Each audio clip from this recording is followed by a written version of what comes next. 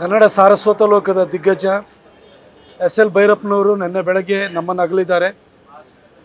ಅವರಿಗೆ ಸಕಲ ಸರ್ಕಾರಿ ಗೌರವದೊಂದಿಗೆ ಅವರ ಅಂತ್ಯ ಸಂಸ್ಕಾರವನ್ನು ಮಾಡಬೇಕು ಅಂತ ಮಾನ್ಯ ಮುಖ್ಯಮಂತ್ರಿ ಸಿದ್ದರಾಮಯ್ಯ ಸಾಹೇಬರು ಸೂಚನೆಯನ್ನು ಕೊಟ್ಟಿದ್ದಾರೆ.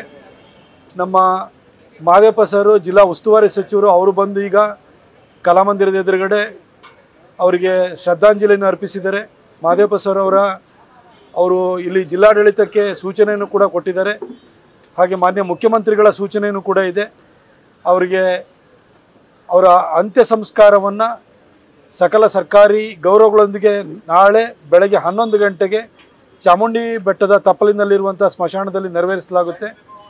ಇಲ್ಲಿ ಕಲಾಮಂದಿರದ ಹತ್ತಿರ ಇನ್ನೂ ಕೆಲವು ಸಮಯ ಸಾರ್ವಜನಿಕರ ದರ್ಶನಕ್ಕೆ ಅವರ ಪಾರ್ಥಿವ ಶರೀರವನ್ನು ಇಲ್ಲಿ ಇಡಲಾಗುತ್ತೆ. ಅದಾದ ನಂತರ JSS ಹಾಸ್ಪಿಟಲ್ನಲ್ಲಿ ಫ್ರೀಝರ್ನಲ್ಲಿ ಇಡಲಾಗುತ್ತೆ. ನಾಳೆ ಬೆಳಗ್ಗೆ 8 ಗಂಟೆಗೆ JSS ಹಾಸ್ಪಿಟಲ್ನಿಂದ ಅವರ ಮೃತದೇಹವನ್ನು ಅವರ ಮನೆಗೆ ತಂದು ಅಲ್ಲಿ ಕೂಡ ಸಾರ್ವಜನಿಕರ ದರ್ಶನಕ್ಕೆ ಇಡಲಾಗುತ್ತೆ. ತದನಂತರ ನೇರವಾಗಿ ಅಂತ್ಯಕ್ರಿಯೆಗೋಸ್ಕರ ಚಾಮುಂಡಿ ಬೆಟ್ಟದ ತಪ್ಪಲಿನಲ್ಲಿರುವಂತಹ ಚಿತಾಗಾರಕ್ಕೆ ತೆಗೆದುಕೊಂಡು ಹೋಗಲಾಗುತ್ತೆ. ನ್ಯೂಸ್ ಫಸ್ಟ್ ನಿರ್ಭೀತಿಯಿಂದ ನಿಮ್ಮ ಪರವಾಗಿ.